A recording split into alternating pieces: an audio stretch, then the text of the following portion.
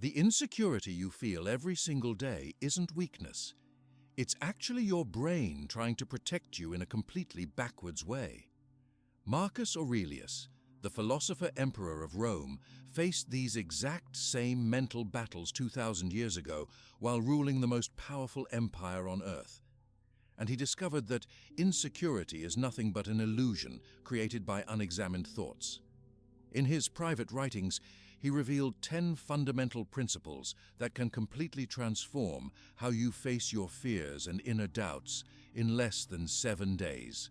Subscribe to the channel. Leave your like and comment where in the world you're watching from, because now I'm going to tell you everything. Have you ever found yourself lying awake at night, consumed with worry about things completely outside your control?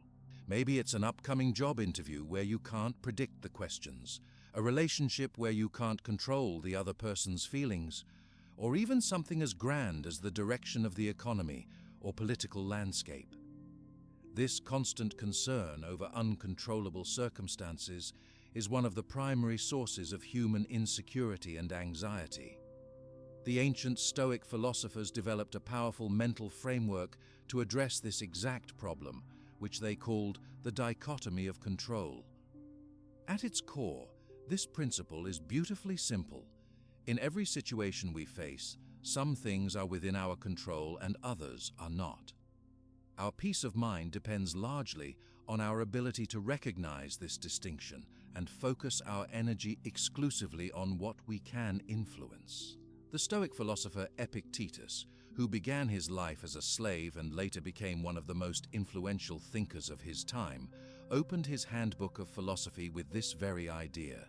He wrote that some things are within our power, while others are not. Within our power are our opinions, desires, aversions, and in simple terms, whatever is our own doing. Not within our power are our body, possessions, reputation, status, and whatever is not our own doing. This distinction might seem obvious when stated plainly, but in practice, most of us spend an enormous amount of mental and emotional energy trying to control things that fundamentally cannot be controlled. We worry about what others think of us. We agonize over past mistakes that cannot be undone. We fear future outcomes that haven't happened yet, and we become frustrated when the world doesn't conform to our expectations. Consider how much mental space you dedicate to concerns about things you cannot change: the weather on your wedding day, your partner's mood, the traffic during your commute, a rude comment from a stranger, the stock market's performance, other people's opinions about your choices. None of these things are directly under your control, yet many of us spend hours, days, or even years of our lives worrying about such matters. The Stoics would argue that this misallocation of attention is the primary source of our insecurity and unhappiness. When we invest ourselves emotionally in outcomes we cannot determine, we set ourselves up for inevitable disappointment and anxiety. We become like a person trying to control the ocean's waves, exhausted, frustrated, and ultimately unsuccessful. So what exactly is within our control? According to the Stoics, the list is actually quite short, but incredibly significant. We have control over our judgments, the interpretations we assign to events. We control our desires and aversions, what we aim for and what we try to avoid. We control our own intentions and actions, how we choose to respond to any given situation. That's essentially it. Everything else, other people's behavior, external events, our reputation, our health to some degree, material possessions, career advancement, and countless other things we typically worry about, falls into the category of things we might influence but cannot completely control. This distinction is liberating once you truly internalize it. Imagine the freedom that comes with no longer feeling responsible for outcomes you cannot determine. Imagine the peace that comes with focusing solely on playing your part well, regardless of the results. This is the promise of the dichotomy of control. Not that you'll get everything you want, but that you'll want what you actually have the power to determine.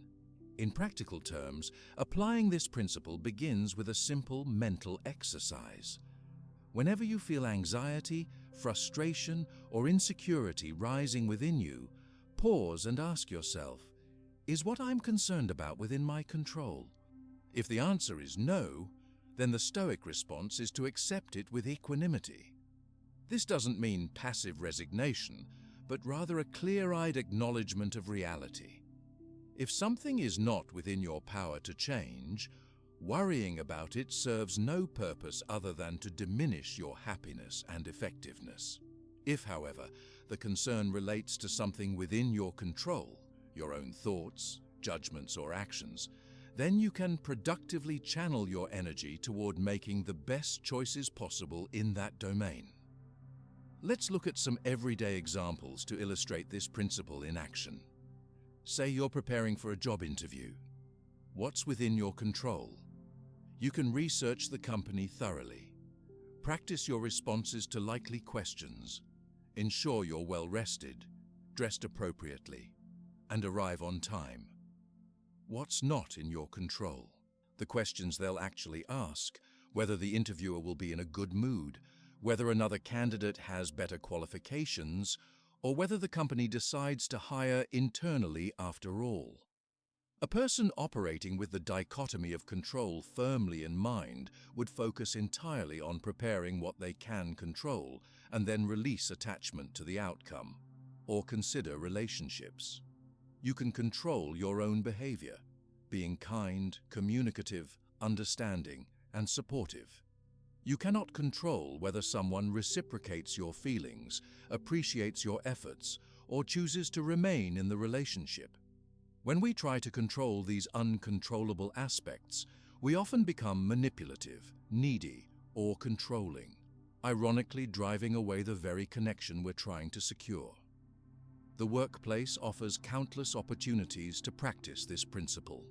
You can control the quality of your work, your attitude, your work ethic, and your interactions with colleagues. You cannot control office politics, your boss's recognition of your efforts, or company decisions about promotions and restructuring. Those who understand the dichotomy of control focus on excellent performance in areas they can influence while maintaining equanimity about outcomes they cannot determine. Even health concerns can be approached through this lens. You can control your diet, exercise habits, sleep patterns, and stress management techniques. You cannot fully control whether illness strikes, genes express themselves, or accidents occur. The Stoic approach is to take responsible action in areas within your control while accepting with dignity the ultimate uncertainty of health outcomes. This Stoic principle doesn't ask us to be passive in the face of adversity. Rather, it encourages clear-sighted action focused where it can be most effective. It's about conserving your finite emotional and mental resources for the areas where they can actually make a difference. The practical benefits of applying the dichotomy of control are profound. First, it dramatically reduces anxiety. When you stop worrying about uncontrollable outcomes, a significant source of stress simply disappears. Second, it improves performance. By focusing your energy exclusively on what you can control, you become more effective in those areas.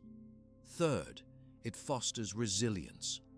When setbacks occur, you recognize them as part of the external world that was never in your control to begin with, making recovery faster and less painful. Perhaps most importantly, this principle offers a path to genuine self-esteem that's independent of external validation. When you judge yourself solely by what's within your control, the quality of your choices, your intentions, your effort, you establish a basis for self-worth that cannot be taken away by circumstances or others' opinions. Practicing the dichotomy of control doesn't happen overnight. It requires consistent mental discipline to catch yourself when you're becoming anxious about things beyond your influence. One practical approach is to regularly ask yourself, can I do anything about this situation right now? If yes, take action. If no, practice letting go. Some people find it helpful to divide concerns into 3 categories rather than 2. Things completely within your control, things completely outside your control, and things you can influence but not control completely. This refinement of the original dichotomy acknowledges that in many situations, we have some degree of influence without total control. The dichotomy of control isn't just about reducing negative emotions, it's also about enhancing positive ones. When you stop dispersing your energy on uncontrollable externals, you create space for gratitude, presence, and appreciation of what is. Many practitioners of this principle report not just less anxiety, but greater contentment and joy. In essence, the Stoic dichotomy of control offers a radical but simple solution to the problem of insecurity. By clearly distinguishing between what we can and cannot control, and resolutely focusing our attention and efforts only on the former, we free ourselves from unnecessary suffering. We stop being buffeted by every external event and instead find stability in the one domain where we truly have power, our own choices and responses. This ancient wisdom remains so relevant because the human tendency to try controlling the uncontrollable hasn't changed in thousands of years. But with practice, we can learn to direct our energy more wisely, finding security not in controlling external circumstances, but in mastering our internal responses to them. Now that we've explored how distinguishing between what we can and cannot control helps reduce insecurity, let's look at another powerful Stoic practice that builds on this foundation. This technique might initially sound counterintuitive. After all, who wants to imagine bad things happening? But the practice of negative visualization, which the Stoics called premeditatio malorum, premeditation of evils, is actually one of the most effective ways to reduce fear and build emotional resilience. Think about what typically happens when something unexpected and negative occurs in your life. Maybe you suddenly lose your job, your car breaks down at the worst possible time, or a relationship ends abruptly. The shock of these events often causes more suffering than the actual circumstances themselves. We're caught off guard, unprepared emotionally, and this amplifies our distress. Negative visualization works by removing this element of surprise. The ancient Stoics regularly practiced contemplating potential hardships and losses as a way to diminish their psychological impact. Seneca, one of the most famous Stoic philosophers, advised, "We should anticipate the hardships of life by mentally rehearsing their arrival." He would routinely imagine losing his wealth, his status, his health, and even loved ones, not because he was morbid or pessimistic, but because he understood a fundamental truth about human psychology. What we've mentally prepared for holds less power over us when it actually happens. This practice works on several levels. First, it reduces the shock factor when difficulties arise. If you've already considered the possibility of losing your job, for example, and thought through how you might respond, the actual event, should it occur, doesn't hit you with the same devastating force. You've already begun processing it emotionally before it even happens. Second, negative visualization acts as a form of psychological immunization. Just as vaccines work by introducing a weakened form of a virus to build immunity, mentally rehearsing difficulties builds emotional resilience to actual challenges. You're essentially inoculating yourself against the full impact of future adversities. Third, and perhaps most surprisingly, this practice actually increases your appreciation for what you currently have. When you regularly contemplate the absence of the good things in your life, your health, relationships, basic comforts, you stop taking them for granted. This leads to a deeper sense of gratitude and contentment with your present circumstances.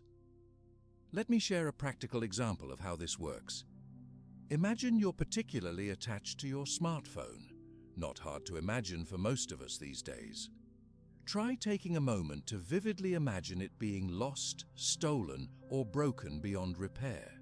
Think about what that would actually feel like. The inconvenience, the cost of replacement, the lost photos or contacts if they weren't backed up.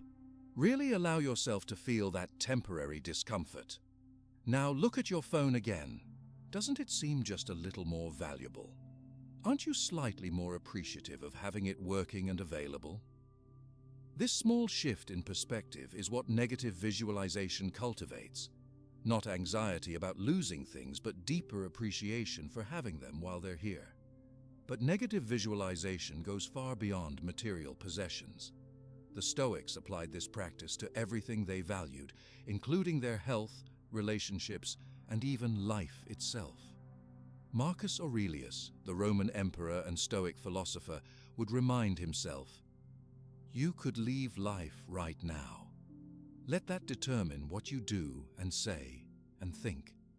This contemplation of mortality wasn't meant to be depressing but clarifying, helping him focus on what truly mattered. You might wonder if practicing negative visualization would make you anxious or pessimistic. It's a reasonable concern, but the evidence suggests the opposite. By confronting potential hardships in a controlled, intentional way, you actually reduce anxiety about them. It's the difference between being ambushed by a fear versus facing it deliberately on your own terms. The key is in how you practice.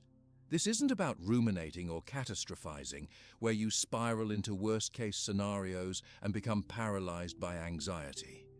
Instead, it's a calm, rational contemplation of potential difficulties, followed by consideration of how you would respond. The focus isn't on the problem, but on your capacity to handle it. So how might you incorporate negative visualization into your daily life? You don't need to spend hours contemplating disaster scenarios. Even just a few minutes of deliberate practice can be beneficial. You might try setting aside 5 minutes each morning or evening to consider one aspect of your life you value and briefly imagine its absence. For example, if you choose to focus on your health, you might contemplate what it would be like to lose some physical capacity you currently enjoy. How would it change your daily routine? What adaptations would you need to make? What aspects of health do you currently take for granted? After this brief contemplation, you naturally return to the present with a renewed appreciation for your current state of well-being. Or you might focus on a relationship that's important to you. Imagine that person no longer being in your life. What would you miss most about them? What do they bring to your life that you might not fully acknowledge day to day? This practice often motivates people to express appreciation more freely and resolve minor conflicts that seem trivial when viewed from this perspective. You can also apply negative visualization to professional situations. Imagine losing your job, facing a major project failure, or dealing with a difficult workplace challenge. How would you respond? What resources, both internal and external, could you draw upon? This mental rehearsal builds confidence in your ability to handle professional setbacks when they occur. Some people find it helpful to include physical components in their visualization. For instance, if contemplating the loss of material comforts, you might try taking a cold shower, skipping a meal, or wearing uncomfortable clothes for a brief period. These small voluntary discomforts serve as tangible reminders of what you're mentally rehearsing. The ancient Stoics often took this practice further by periodically living as if their negative visualizations had come true. Seneca, despite being one of the wealthiest men in Rome, would regularly practice living with minimal possessions and food for several days. This wasn't self-punishment, but practical training, proving to himself that he could be content even if his fortunes changed dramatically. Most of us aren't going to go that far, but even the basic practice of negative visualization offers substantial benefits. Research in modern psychology supports the effectiveness of this approach. Studies on defensive pessimism show that for many people, mentally preparing for negative outcomes actually improves performance and reduces anxiety. Similarly, exposure therapy, where people gradually confront feared situations in a controlled way, is one of the most effective treatments for phobias and anxiety disorders. What negative visualization really does is shrink the gap between what you fear might happen and your perceived ability to handle it. Much of our insecurity comes from this gap. We magnify potential problems while underestimating our capacity to deal with them. By mentally rehearsing difficulties, we build confidence in our resilience. This practice also helps us distinguish between genuine hardships and mere inconveniences. When you regularly contemplate truly significant losses, the minor annoyances of daily life naturally fall into proper perspective.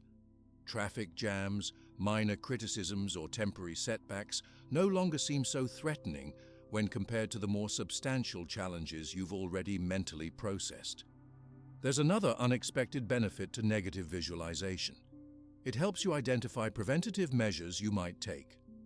When you contemplate potential problems before they arise, you often notice steps you could take now to either prevent them or minimize their impact. This isn't about anxious over-preparation, but thoughtful consideration of reasonable precautions. For instance, contemplating health challenges might motivate you to establish better health habits now. Visualizing relationship difficulties might help you recognize patterns you could address before they become serious problems. Considering professional setbacks might inspire you to diversify your skills or build a stronger network. One particularly valuable application of negative visualization involves relationships. When we take important people for granted, we often don't treat them with the appreciation and care they deserve. By occasionally contemplating their absence from our lives, we become more conscious of their value and more deliberate in expressing our appreciation. Many people report that this practice alone significantly improves their relationship quality. It's worth noting that negative visualization isn't meant to replace positive thinking or optimism. Rather, it complements them by providing emotional stability regardless of external circumstances. You can maintain hopeful expectations while simultaneously preparing for difficulties. This balanced approach avoids both naive optimism and paralyzing pessimism. The ultimate goal of negative visualization isn't to make you fearful or sad, but to free you from the grip of fear and attachment. When you've mentally prepared for challenges and recognized your capacity to handle them, you paradoxically become more able to fully enjoy the present moment. You develop what the Stoics called the reserve clause, appreciation for what you have, coupled with the understanding that it may not always be yours. This practice reveals a profound truth. Much of our insecurity comes not from our actual circumstances, but from our fear of how those circumstances might change. By facing those fears directly through negative visualization, we discover that we are far more adaptable and resilient than we imagined. We build confidence not in our ability to control external events, which, as we've established, is impossible, but in our capacity to respond effectively to whatever life brings our way. While preparing for potential challenges through negative visualization builds resilience, it's equally important to examine the thoughts that arise in your mind day to day. This brings us to another powerful Stoic technique for eliminating insecurity: the rational analysis of thoughts. This practice addresses how our own thinking patterns often create and amplify our insecurities without us even realizing it. The Stoics recognized something that modern cognitive psychology has confirmed. It's not external events themselves that create our emotional distress, but rather our interpretations of those events. As Epictetus famously said, "Men are disturbed not by things, but by the views which they take of them." This insight forms the foundation of rational thought analysis. Our minds are constantly producing judgments, interpretations, and assumptions about ourselves, others, and the world around us. Most of the time, we accept these thoughts uncritically, treating them as accurate reflections of reality rather than subjective interpretations. But many of these automatic thoughts contain distortions, exaggerations, and irrational elements that fuel our insecurities. Think about the last time you felt a surge of insecurity. Maybe someone at work didn't acknowledge your contribution to a project, and your mind immediately jumped to conclusions. They don't respect me, my work isn't good enough, or even, everyone thinks I'm incompetent. These interpretations feel real and compelling in the moment, but are they actually accurate? Are they the only possible explanations for what happened? The Stoic practice of rational analysis involves pausing to examine these automatic thoughts before accepting them. It's like developing an internal fact-checker that says, wait a minute, is this interpretation actually true? What evidence supports or contradicts it? What other explanations might account for this situation? This practice creates a crucial space between your initial impressions and your emotional responses. Without this space, you're essentially at the mercy of whatever thoughts happen to pop into your mind, many of which may be distorted by insecurity, past experiences, or cognitive biases. With practice, you can learn to identify these distortions and challenge them effectively. Modern cognitive behavioral therapy has identified several common thinking distortions that the Stoics would have recognized, even if they used different terminology. Mind reading is assuming you know what others are thinking, usually assuming they're thinking negatively about you. Fortune telling is predicting negative outcomes with certainty, despite having limited evidence. Catastrophizing involves blowing minor problems out of proportion. Personalization is assuming everything is about you or caused by you. Black and white thinking sees situations in all or nothing terms without recognizing shades of gray. These distortions act like magnifying glasses for insecurity, taking small concerns and amplifying them into overwhelming fears. By learning to recognize and challenge them, you can dramatically reduce their power over your emotional state.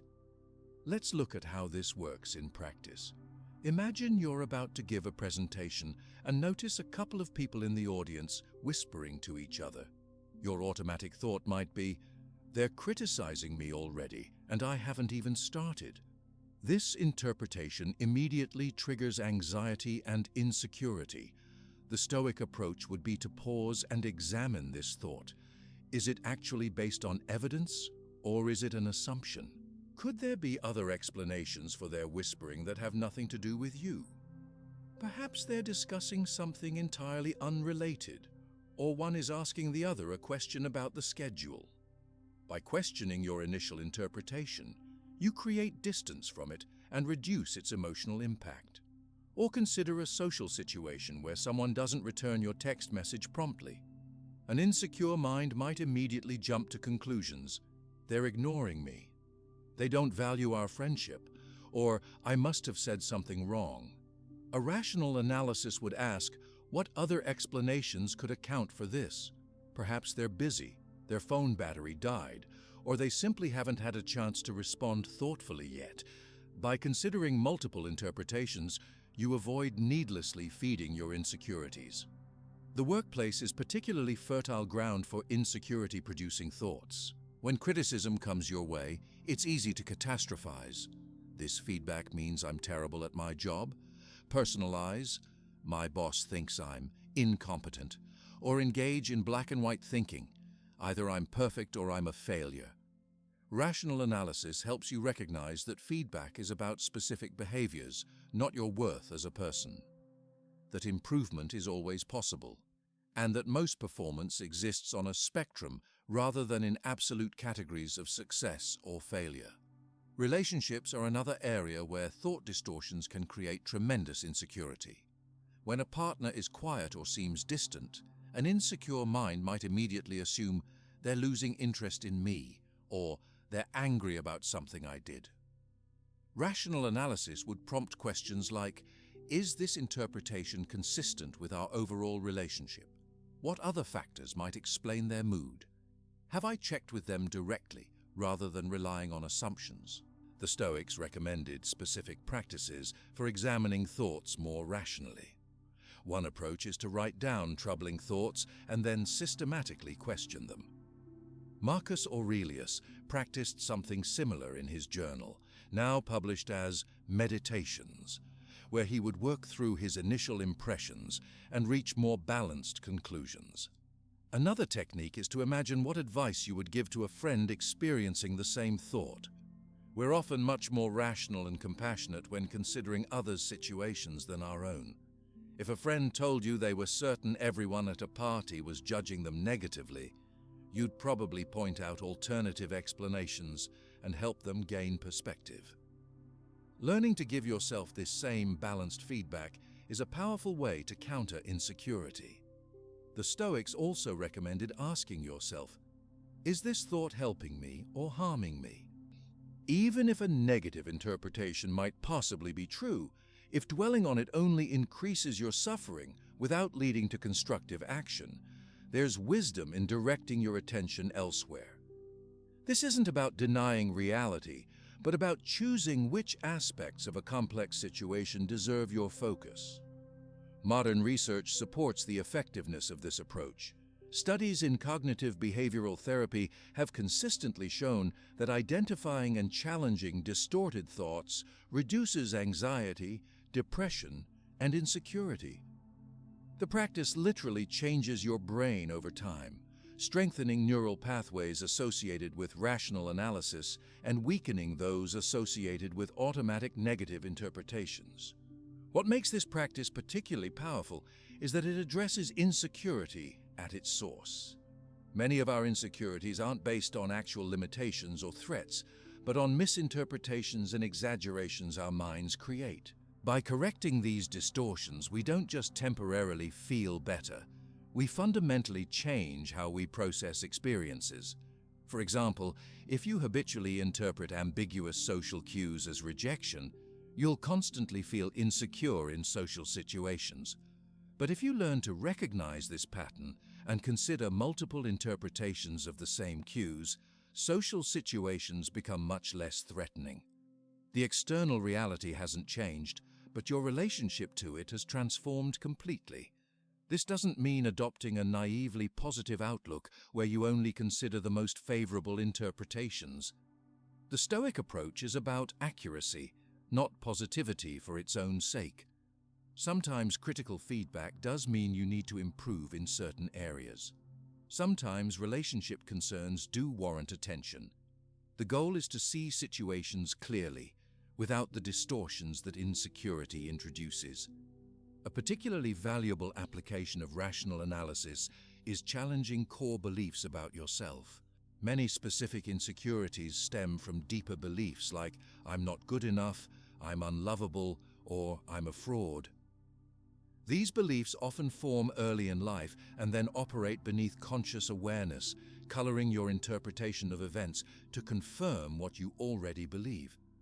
By bringing these core beliefs into conscious awareness and systematically examining the evidence for and against them, you can begin to update these outdated mental models. This deeper work takes time but can lead to profound reductions in chronic insecurity. One effective technique is to notice patterns in your automatic thoughts. If you find yourself repeatedly thinking, "I'm not smart enough," in different situations, this might point to a core belief worth examining. Ask yourself, where did this belief come from? What evidence have I been using to support it? What contradicting evidence have I been ignoring or discounting? How would I see myself if I hadn't adopted this belief? The beauty of rational thought analysis is that it becomes more automatic with practice. At first, questioning your thoughts might feel unnatural or require deliberate effort. But over time, your mind develops the habit of automatically pausing before accepting negative interpretations. What once required conscious work becomes an effortless mental reflex. This skill is particularly valuable during challenging times. When facing criticism, rejection, or failure, experiences that naturally trigger insecurity, having the ability to analyze your thoughts rationally provides a crucial buffer against emotional overwhelm. You can acknowledge the difficulty of the situation without adding unnecessary layers of catastrophic interpretation. It's worth noting that rational analysis isn't about suppressing emotions or becoming coldly logical. The goal is integration, allowing yourself to feel emotions while also recognizing when those emotions are being fueled by irrational thoughts. Sometimes simply recognizing, I'm feeling rejected because I'm interpreting this situation as personal rejection, not because I've actually been rejected, is enough to reduce emotional intensity. The practice also builds self-trust over time. As you become more skilled at distinguishing between reasonable concerns and distorted thinking, you develop greater confidence in your own judgment. This self-trust is the antidote to the second-guessing and self-doubt that characterize insecurity. You might wonder how to begin implementing this practice in your daily life. Start small. Choose 1 or 2 situations each day where you notice insecurity arising, and take a few minutes to examine the thoughts behind those feelings. Ask simple questions. What am I telling myself about this situation? What evidence supports or contradicts this interpretation? What other explanations might account for what happened? Some people find it helpful to use a thought record, writing down the situation, the automatic thought, the emotion it triggered, and then a more balanced perspective. Others prefer simply pausing for a mental check-in when they notice insecurity arising. The format matters less than the core practice of questioning rather than automatically accepting insecure thoughts. Remember that the goal isn't to eliminate negative thoughts entirely. That's neither possible nor desirable. Even the wisest Stoics acknowledge that negative impressions would continue to arise. The difference is in how we respond to these impressions, whether we immediately accept them as truth or pause to examine them more carefully. With consistent practice, you'll likely notice your mind becoming naturally more balanced and less prone to extreme interpretations. Situations that once triggered intense insecurity may still register as challenges, but without the accompanying spiral of catastrophic thinking. You'll develop the ability to hold your thoughts lightly, recognizing them as interpretations rather than facts about reality. This mental flexibility is the foundation of emotional resilience. When you're not rigidly attached to particular interpretations of events, you can adapt more readily to life's inevitable changes and challenges. You become less vulnerable to the opinions and actions of others because you recognize that your worth isn't determined by their judgments or behaviors. This mental flexibility that comes from rational thought analysis naturally opens the door to another powerful Stoic concept for eliminating insecurity: embracing impermanence. When we become less rigidly attached to specific interpretations of events, we're also taking a step toward accepting the fundamentally transient nature of everything in our lives. Think about what typically causes your deepest feelings of insecurity. Often, it's not just present circumstances, but fear of change, fear of losing what you value, fear of an uncertain future, fear of things not remaining as you want them to be. This resistance to the reality of impermanence is one of the most significant sources of human suffering and insecurity. The Stoics recognized that everything in life is in constant flux. Our bodies, relationships, careers, possessions, status, and circumstances are all subject to change, often in ways we can't predict or control. When we cling to the illusion of permanence, we set ourselves up for anxiety, disappointment, and a persistent sense of insecurity. Consider how much emotional energy you invest in trying to maintain the status quo or prevent inevitable changes. Maybe you're afraid of aging and spend countless hours worrying about each new gray hair or wrinkle. Perhaps you're terrified of losing a relationship and become controlling or jealous as a result. You might fear changes in your career or financial status and lie awake at night imagining worst-case scenarios. All of these fears stem from the same root cause: resistance to impermanence. The Stoic perspective offers a radical alternative. Instead of fighting against the reality of change, we can learn to accept and even embrace it. This doesn't mean becoming passive or fatalistic. Rather, it's about aligning our expectations and attitudes with the true nature of reality, which is inherently impermanent. Epictetus advised his students to remember, when kissing their child goodnight, that the child is mortal and not guaranteed to be there tomorrow. This wasn't meant to be morbid or to create anxiety, but to foster a deeper appreciation for the present moment and acceptance of life's fundamental uncertainty. Similarly, Seneca suggested that we should hold all our possessions and relationships as if they were loans that could be recalled at any time. At first glance, this perspective might seem to increase rather than decrease insecurity. If everything is constantly changing and nothing is guaranteed, how can we ever feel secure? The answer lies in a profound paradox. True security comes not from trying to freeze the ever-changing flow of life, but from developing the capacity to adapt to and find meaning within that flow. Think of it this way. If your sense of security depends on things remaining exactly as they are now, you're setting yourself up for inevitable disappointment.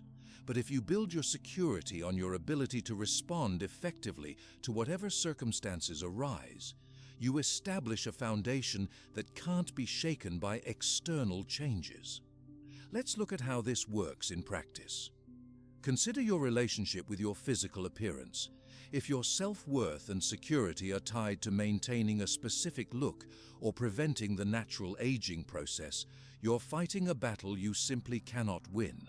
Every day brings subtle changes, and over time, these changes become more pronounced. This creates constant background anxiety as you struggle against reality itself. The alternative is to acknowledge the impermanence of your physical form while recognizing that your value as a person doesn't depend on maintaining any particular appearance. This doesn't mean you stop taking care of yourself. Rather, you do so from a place of self-respect rather than fear. The security you develop isn't based on looking a certain way, but on your capacity to adapt to and find meaning within the natural changes of life. Or consider your career. If your sense of security depends on maintaining a specific position, income level, or status, you'll live in fear of the countless factors that could disrupt your professional life.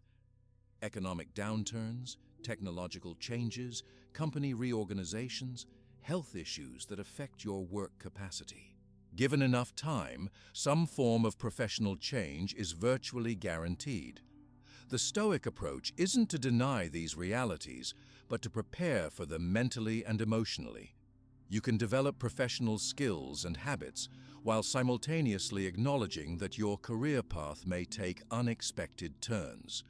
Your security comes not from the permanence of your current role, but from your ability to adapt your skills, find meaning in different types of work, and maintain your core values regardless of your job title. Relationships offer perhaps the most powerful arena for practicing acceptance of impermanence. Every relationship changes over time, and all relationships end in one way or another, through breakup, geographic separation, growing apart, or ultimately, death. When we pretend this isn't the case, we often create the very problems we fear. We become possessive, controlling, or codependent in our desperate attempts to prevent natural changes. The Stoic alternative is to fully appreciate your relationships in the present, while holding them with open hands rather than clenched fists. This doesn't mean loving less deeply. Quite the opposite. When you're not constrained by fear of loss, you can actually be more fully present and appreciative of the people in your life right now. The security you develop isn't dependent on any relationship lasting forever, but on your capacity to connect authentically, navigate changes, and find meaning even in loss. This perspective transforms how we relate to material possessions as well. Most of us have experienced the anxiety that comes from attachment to things. The fear of losing them, the worry about their condition, the stress of maintaining and protecting them. The Stoics suggested regularly reminding yourself of the temporary nature of ownership. Everything you have is really just passing through your life for a time. This doesn't mean you can't enjoy nice things or take reasonable care of your possessions. But it does mean recognizing that their eventual loss or deterioration is not just possible, but inevitable. Your security then becomes based not on what you own, but on your ability to find contentment regardless of your material circumstances. Even our mental and emotional states are impermanent, though we often resist this reality too. We cling to pleasant feelings, trying to make them last, and push away uncomfortable ones, trying to make them stop. This creates a constant battle against the natural ebb and flow of human experience. The Stoic practice involves acknowledging the transient nature of all emotional states without becoming identified with any of them. Notice how this differs from suppression or denial. You're not pretending negative emotions don't exist. You're recognizing that they exist temporarily, like weather patterns moving through the sky of your consciousness. This perspective reduces insecurity because you no longer fear your own emotional experiences. You know that no matter what arises, it will eventually pass. A common misconception about embracing impermanence is that it leads to nihilism or a lack of commitment. If everything is changing anyway, why bother building anything or forming deep attachments? The Stoic answer is that we engage fully with life precisely because of its impermanence, not in spite of it. The transient nature of experience is what makes it precious and worthy of our attention. Think about how you value things differently when you know they won't last forever. The last days of a vacation often feel particularly meaningful because you know they're coming to an end. A conversation with an elderly relative takes on greater significance when you're aware your time together is limited. This same quality of attention and appreciation can be brought to everyday experiences when we maintain awareness of their impermanence. How do you begin practicing this acceptance in your daily life? Start with simple awareness exercises. Throughout your day, pause occasionally to notice things that are changing. The position of the sun, the sensations in your body, your energy level, your thoughts. Observe these changes without judgment, simply acknowledging this is changing. You can extend this awareness to more significant aspects of your life. When spending time with loved ones, silently note that this specific constellation of circumstances, all of you together in this particular way, will never exist exactly like this again. This isn't to create sadness, but to heighten appreciation and reduce the insecurity that comes from trying to freeze moments in time. Another practical approach is to regularly release your grip on things you value. This might mean literally giving away possessions you've become too attached to, or it might mean mentally practicing letting go of outcomes, expectations, and even relationships. Ask yourself, can I be okay if this changes? Can I find meaning and purpose even without this specific thing? Some people find it helpful to study natural cycles as a reminder of impermanence. Observing the changing seasons, the phases of the moon, or even the simple cycle of day and night can reinforce the understanding that change is not a failure or problem, but the fundamental nature of reality. This perspective gradually seeps into how you view your own life circumstances. As you practice embracing impermanence, you'll likely notice a shift in what feels threatening. Changes that once seemed catastrophic begin to appear as natural transitions. The insecurity that stems from resistance to change gradually diminishes as you build confidence in your ability to adapt and find meaning within life's constant flow. This doesn't mean you'll never feel sad about losses or changes. The Stoics weren't advocating emotional suppression, but rather a clear-eyed acceptance of reality as it is.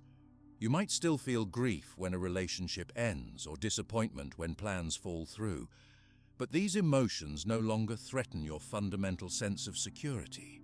What develops instead is a more flexible identity that doesn't depend on specific external circumstances remaining static. Rather than defining yourself by particular roles, relationships, or achievements that could change at any time, you begin to recognize a deeper sense of self that persists through all of life's transformations.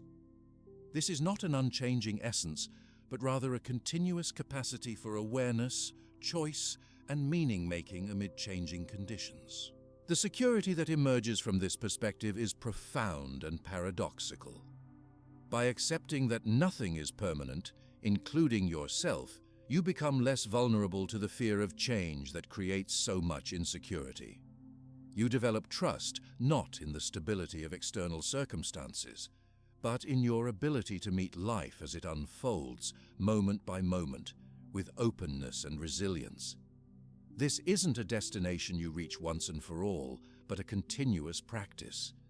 Even those who have deeply internalized acceptance of impermanence still experience moments of clinging and resistance. The difference is in how quickly they recognize this pattern and return to a perspective aligned with reality. Each time you catch yourself resisting the natural flow of change and choose acceptance instead, you strengthen this capacity. This practice of accepting life's constant changes naturally leads us to an important question. If everything external is impermanent, what can we rely on as a stable foundation for our sense of self-worth? When we can't count on our appearance, possessions, relationships, or achievements to last forever, where can we find security? The Stoics had a powerful answer to this question that strikes at the very root of insecurity. Virtue is the only true good. Now, when most people hear the word virtue, they might think of outdated moral codes or rigid religious rules. But that's not what the Stoics meant at all. For them, virtue referred to excellence of character, developing the best qualities of being human. They identified four main virtues: wisdom, making good decisions; courage, doing the right thing despite fear; justice, treating others fairly; and temperance, moderation in all things. The revolutionary Stoic insight was that these qualities of character are entirely within our control, unlike external circumstances. You can lose your job, your home, your health, or your relationships through no fault of your own, but no one can take away your capacity to make good decisions, act with integrity, treat others fairly, or maintain balance in your life. These remain within your power regardless of what happens around you. When you base your self-worth on the development of these virtues rather than on external achievements or possessions, you establish a foundation that cannot be shaken by changing circumstances. This doesn't mean you don't care about other things in life. Of course, you still pursue meaningful work, enjoy beautiful experiences, and form loving relationships. But you recognize that while these things add value to your life, they don't determine your fundamental worth as a person. Think about how different this is from how most of us have been conditioned to measure our value. From early childhood, most of us learn that our worth depends on external factors: how we look, what grades we get, how popular we are, what college accepts us, what job we land, how much money we make, who loves us, and countless other external markers of success. This creates a perpetual insecurity because these factors are never fully within our control and are always subject to change. Even people who seem to have it all often struggle with profound insecurity because they know, consciously or unconsciously, that their success could vanish at any moment. The executive who bases his worth on his career position lives in fear of demotion or being outshined by younger colleagues. The person who derives their value from physical appearance dreads the inevitable changes of aging. The individual whose self-worth depends on a relationship is constantly afraid of losing their partner's affection. The Stoic alternative offers a path to genuine security. By focusing on developing your character rather than accumulating external validations, you create a sense of self-worth that remains stable regardless of what life throws at you. If you lose your job, you can still act with integrity. If your relationship ends, you can still respond with wisdom and courage. If your health declines, you can still maintain your commitment to justice and temperance within your new limitations. This doesn't mean ignoring practical realities. If you lose your job, you still need to find another one. If your relationship ends, you'll still feel grief. If your health declines, you'll still seek appropriate treatment. The difference is that these challenges, while difficult, no longer threaten your fundamental sense of self-worth because that worth isn't dependent on these external circumstances. Let's look at how this plays out in everyday life. Imagine you're passed over for a promotion at work.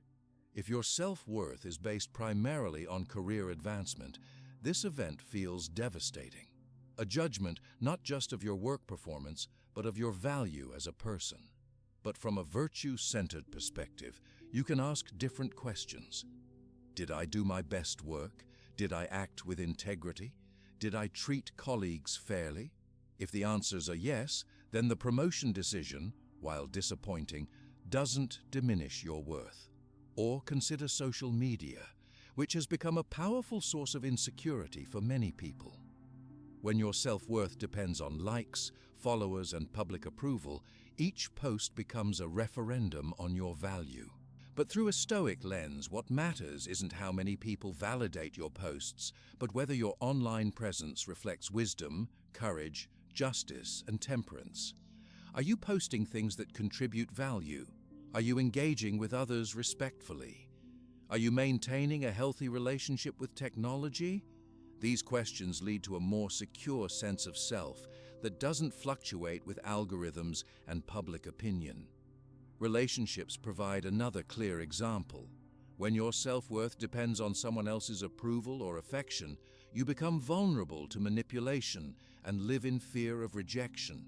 But when you base your worth on your own character, you can love others wholeheartedly while maintaining your core identity. You still want the relationship to thrive, but if the other person chooses to leave, your fundamental worth remains intact. This creates the foundation for healthier relationships because you're connecting from a place of fullness rather than neediness. This perspective transforms how we handle criticism and rejection too. When someone criticizes you, the typical insecure response is either defensive anger or crumbling self-doubt. But from a virtue-centered perspective, you can evaluate criticism objectively. Does this feedback point to a genuine area where I could improve my character? If so, you can gratefully incorporate it. If not, you can acknowledge the other person's perspective without being devastated by it. One particularly powerful aspect of this approach is that it applies across all life domains. Most other sources of self-worth are domain-specific. You might feel confident in your professional life, but insecure in relationships, or vice versa. But virtue applies everywhere. The same qualities of wisdom, courage, justice, and temperance are relevant whether you're at work, with family, among friends, or alone. This creates a consistent identity that doesn't fragment across different contexts. How do you begin putting this Stoic principle into practice? Start by noticing where you currently derive your sense of self-worth. What makes you feel valuable or worthless? What triggers your insecurities? These triggers often reveal where you've placed your worth in external factors rather than in your character.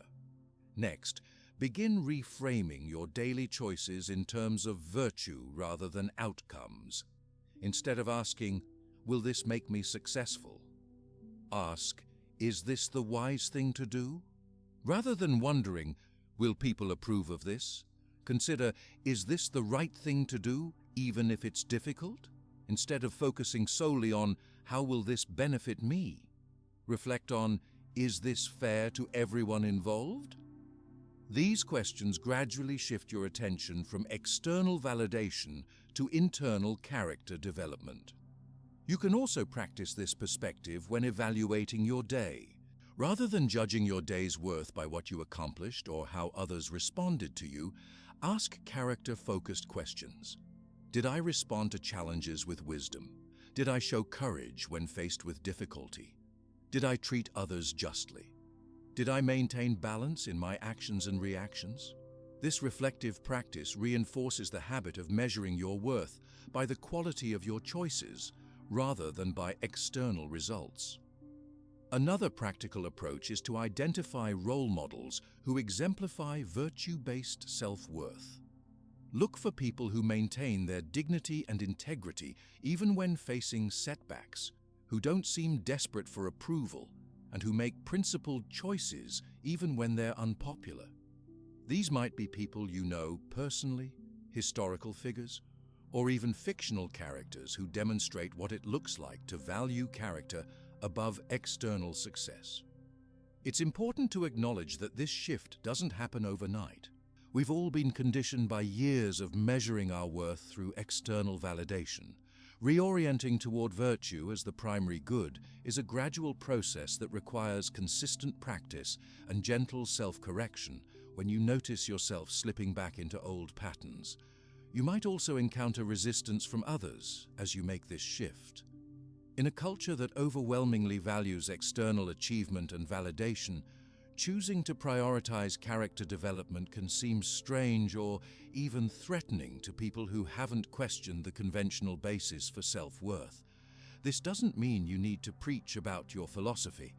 In fact, the Stoics would advise demonstrating your values through actions rather than words.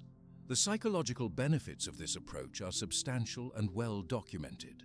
Research consistently shows that basing self-worth on internal factors you can control leads to greater emotional stability, resilience to setbacks, and overall well-being compared to contingent self-esteem based on external validation. Studies have found that people with more stable, internally based self-worth experience less anxiety, depression, and stress in response to life challenges. This makes intuitive sense when you think about it. If your worth depends on things outside your control, you'll naturally experience anxiety about potentially losing those things. But if your worth depends on qualities entirely within your control, that specific source of anxiety disappears. You still face life's challenges, but you face them from a position of fundamental security rather than fundamental vulnerability. What's particularly valuable about this approach is that it creates a virtuous cycle. As you base more of your self-worth on your character, you become less desperate for external validation. This freedom from neediness actually tends to improve your external results as well. You make better decisions when you're not clouded by insecurity. Your relationships improve when you're not constantly seeking reassurance. Your work often becomes more authentic and valuable when you're focused on contribution rather than recognition. But even if these external improvements don't materialize in the ways you might hope, your core sense of worth remains secure. This is the profound freedom the Stoics discovered, that by identifying your worth with what you can control, your character, rather than what you cannot, external circumstances, you liberate yourself from the roller coaster of contingent self-esteem and establish a stable foundation for genuine confidence. This doesn't mean you become perfect or never experience insecurity again. The Stoics were realists who recognized that developing virtue is a lifelong journey with plenty of missteps along the way. The point isn't to achieve some idealized state of perfect character, but to orient yourself toward continuous growth in wisdom, courage, justice, and temperance. Each time you notice yourself slipping into external validation seeking, you have another opportunity to gently redirect your attention to what truly matters, the quality of your choices and the development of your character. This orientation toward character development creates a solid foundation for self-worth. But the Stoics recognize that even with this foundation, our minds often wander away from the present moment, creating unnecessary suffering in the process. This brings us to another powerful Stoic practice for eliminating insecurity: mindfulness and present moment awareness. You might be surprised to learn that mindfulness wasn't invented by modern wellness influencers or meditation apps. The ancient Stoics were practicing and teaching present moment awareness over 2,000 years ago, recognizing it as essential for emotional tranquility and clear thinking. Marcus Aurelius, the Roman emperor and Stoic philosopher, regularly reminded himself to focus on the present moment, writing in his journal, "Give yourself a gift, the present moment." But why is staying present so important for overcoming insecurity? The answer lies in understanding where much of our insecurity comes from in the first place. When you examine your moments of greatest anxiety and insecurity, you'll notice that they rarely stem from what's actually happening right now. Instead, they come from anticipating negative future events or ruminating on past mistakes and embarrassments. Think about social anxiety, for instance. When you're worried about an upcoming social gathering, your mind is busy projecting potential embarrassments, rejections, or awkward moments that haven't happened yet. Or when you beat yourself up after a social interaction, you're mentally replaying past moments rather than engaging with your current reality. In both cases, your suffering comes not from the present moment, but from mental time travel. The same pattern applies to professional insecurities. Worry about an upcoming presentation isn't about what's happening now, it's about projecting failure scenarios in the future. Rumination about a mistake you made last week isn't about your current circumstances, but about mentally living in the past. Even body image insecurities typically involve comparing your current self to past versions or imagining future judgments. The Stoics recognize that this mental time travel creates suffering that has no basis in present reality. As Seneca put it, two elements must be rooted out once for all: the fear of future suffering and the recollection of past suffering, since the latter no longer concerns me and the former concerns me not yet. Present moment awareness breaks this cycle by continually bringing your attention back to what's actually happening right now. When your mind begins spinning scenarios about future rejections or replaying past embarrassments, mindfulness gently redirects your focus to current reality, where, more often than not, you're actually safe and things are basically okay. This isn't about pretending that challenges don't exist. Rather, it's about distinguishing between actual problems that need solving in the present and hypothetical problems your mind is creating through projection or rumination. By staying grounded in the present, you can respond appropriately to real challenges while avoiding the unnecessary suffering of anticipated ones. The practice is simple in concept, but requires consistent effort to develop. Throughout your day, whenever you notice yourself feeling anxious or insecure, pause and ask, what is actually happening right now, in this moment? Not what might happen later, not what happened before, but what is your current, immediate experience? Notice the physical sensations in your body. Are you breathing quickly or slowly? Where do you feel tension? What sounds can you hear around you? What can you see? Bringing attention to these immediate sensory experiences anchors you in the present, where insecurity has much less power. Then notice what thoughts are arising. Are you predicting negative outcomes, replaying past events, comparing yourself to others? Simply observing these thoughts without getting caught up in their content helps you recognize them as mental activities rather than definitive statements about reality. The ancient Stoics developed various practices to cultivate this present moment awareness. One approach was to regularly pause throughout the day to ask questions like, what is within my control right now? And what virtue can I practice in this moment? These questions naturally bring attention to the present, where choice and action are possible, rather than to the past or future, where they are not. Another Stoic practice involved paying close attention to everyday activities that we typically perform on autopilot. Epictetus encouraged his students to be fully present, even during mundane tasks like eating or bathing, appreciating each experience for what it is, rather than rushing through it while thinking about something else. This kind of informal mindfulness can be practiced anywhere, anytime, while drinking a cup of coffee, walking to your car, or washing dishes. The Stoics also practiced a form of mindfulness meditation, though they didn't call it by that name. Seneca recommended setting aside time each evening for reflection, examining the day's events and your responses to them. This practice naturally develops the observational awareness that characterizes mindfulness, the ability to notice your thoughts and reactions without immediately identifying with them. Modern research has strongly validated the benefits of these ancient practices. Studies consistently show that greater present moment awareness correlates with reduced anxiety and insecurity. When people are trained in mindfulness techniques, they show measurable reductions in anticipatory anxiety, rumination, and negative self-judgment, all key components of insecurity. The neuroscience is particularly interesting.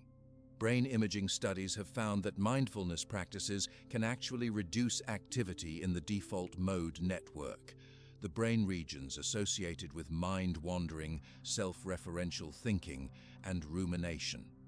At the same time, these practices strengthen activity in the prefrontal cortex, which is involved in attention regulation and rational decision-making. In essence, mindfulness training helps your brain become less caught up in the mental time travel and self-referential thinking that fuel insecurity, while strengthening your ability to stay present and make wise choices. This creates a virtuous cycle. As you become more present, you experience less anxiety, which makes it easier to stay present, which further reduces anxiety. How might this look in daily life? Imagine you're about to have a difficult conversation with a colleague. Without present moment awareness, your mind might run wild with worst-case scenarios. They'll get angry, you'll say the wrong thing, the working relationship will be permanently damaged. This anticipatory anxiety makes you tense and defensive before the conversation even begins, potentially creating the very problems you fear. With mindfulness practice, you can notice these anxious projections arising and gently bring your attention back to the present. You remind yourself that right now, you're just sitting at your desk preparing for a conversation. The catastrophes you're imagining haven't happened and may never happen. This present moment grounding allows you to enter the conversation with greater clarity and openness, making a positive outcome more likely. Or consider a social situation where you start feeling insecure. Your mind might begin comparing you unfavorably to others or replaying previous social mistakes.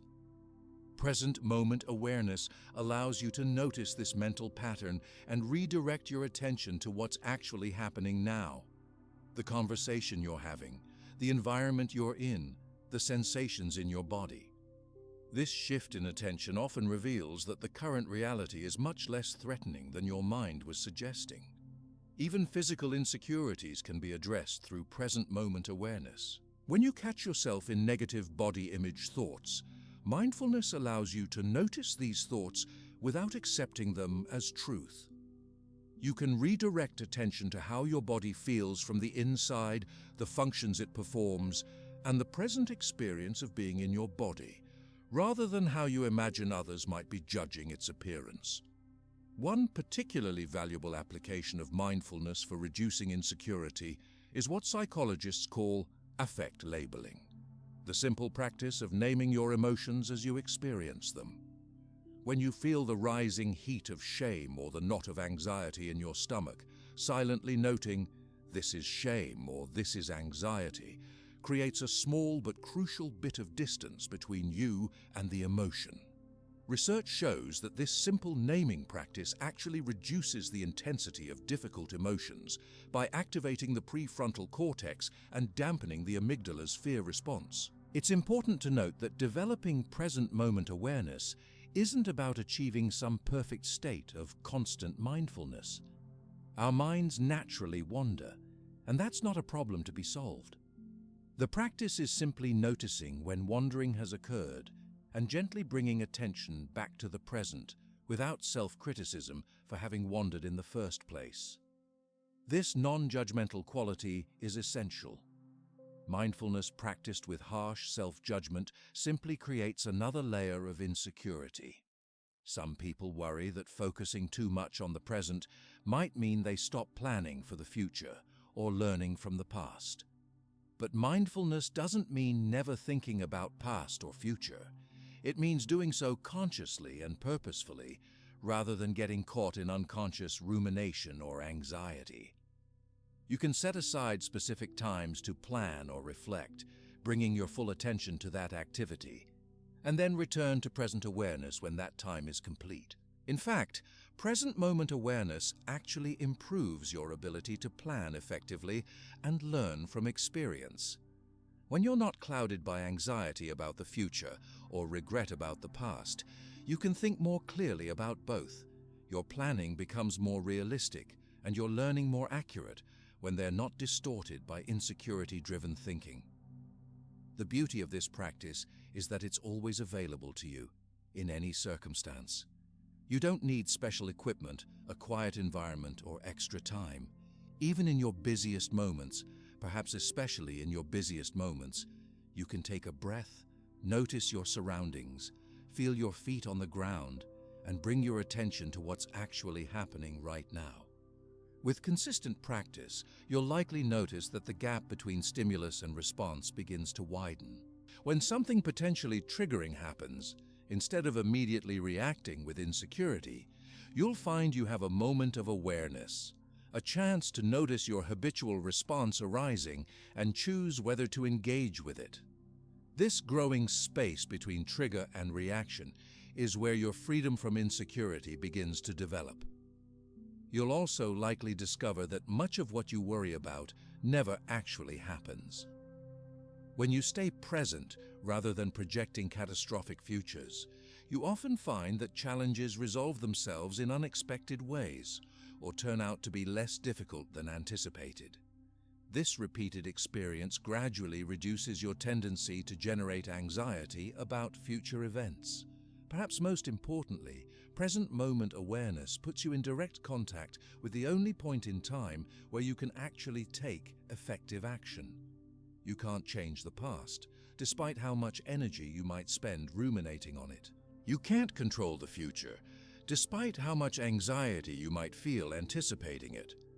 But you can make choices and take actions in this moment, right now. This focus on where your power actually lies is inherently empowering and reduces the helplessness that feeds insecurity. This focus on the present moment naturally leads us to consider one of the most common sources of insecurity, the fear of being judged by others.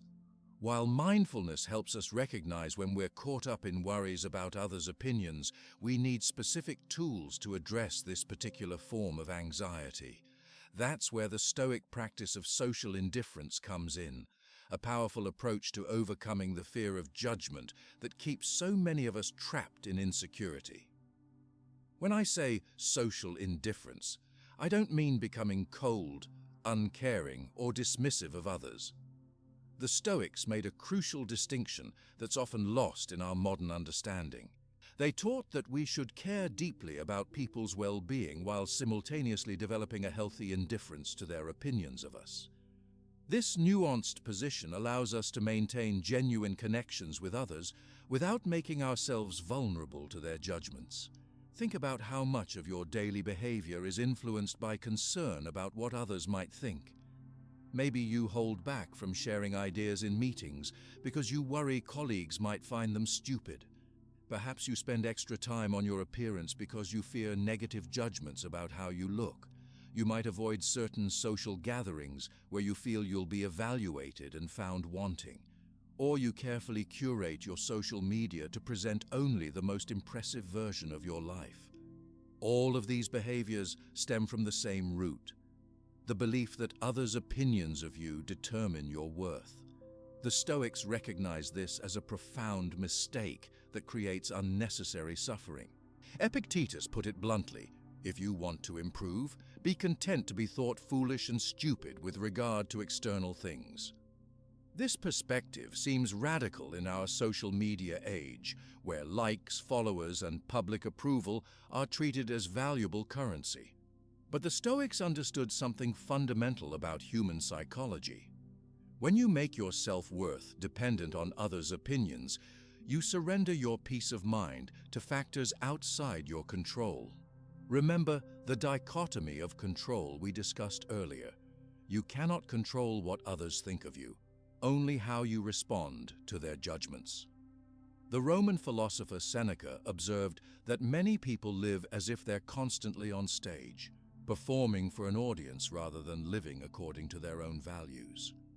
He wrote, "We must give up the life we've planned in order to have the life that is waiting for us." Often, the life we've planned is heavily influenced by what we think will impress others, while the life waiting for us requires the courage to be judged.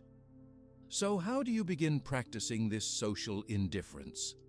One approach is to systematically examine your fear of judgment to recognize its irrationality.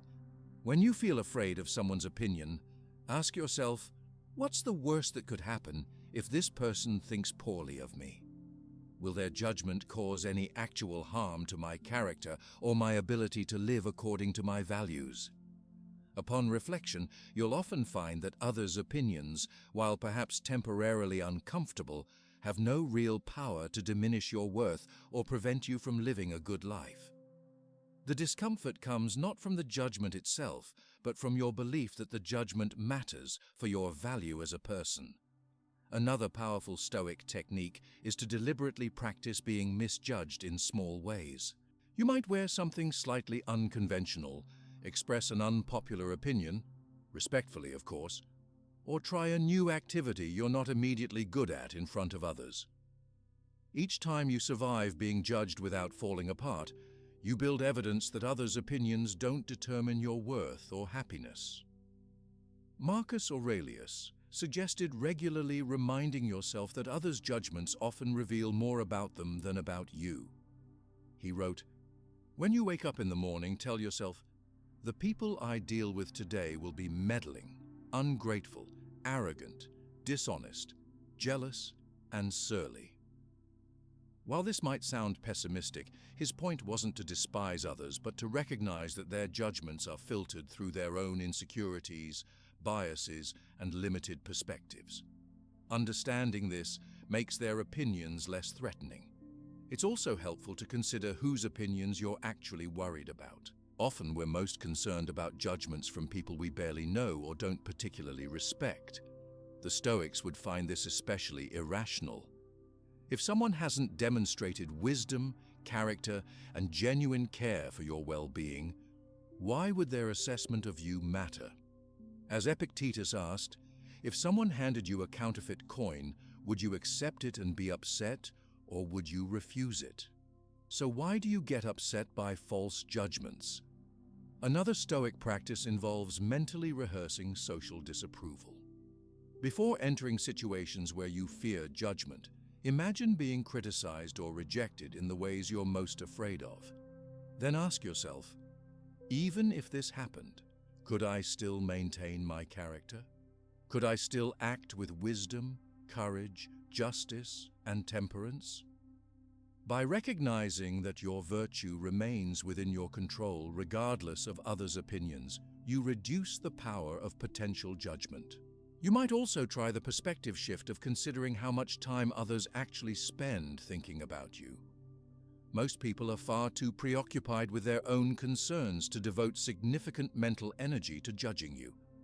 As Marcus Aurelius noted, "We all love ourselves more than other people, but care more about their opinion than our own." This recognition, that others are thinking about you far less than you imagine, can be surprisingly liberating. The practice of social indifference transforms how we show up in relationships too.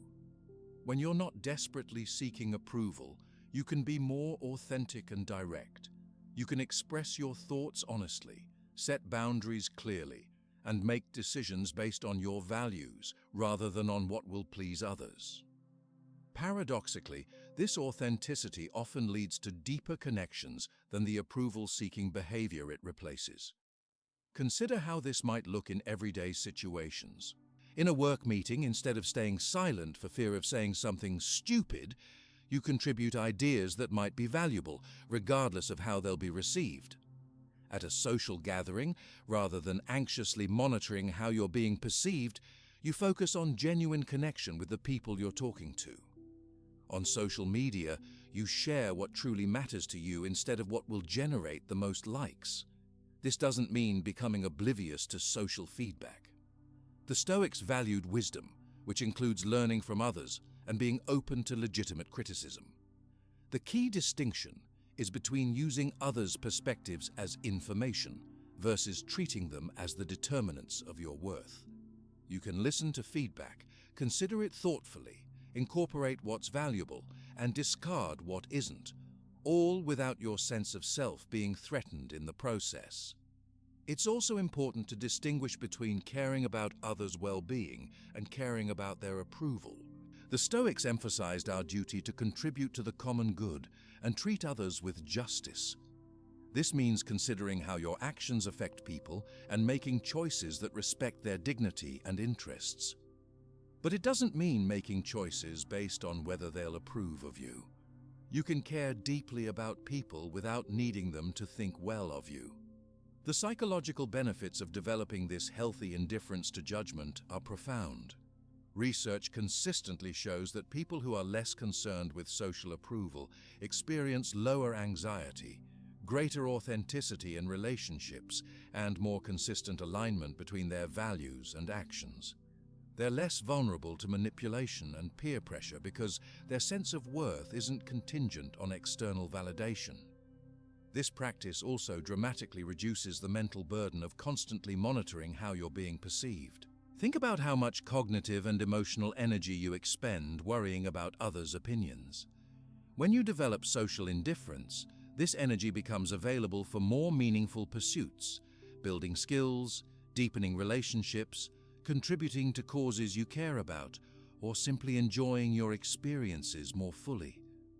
One common concern about social indifference is that it might lead to inconsiderate or antisocial behavior. If I don't care what people think, won't I just do whatever I want regardless of others?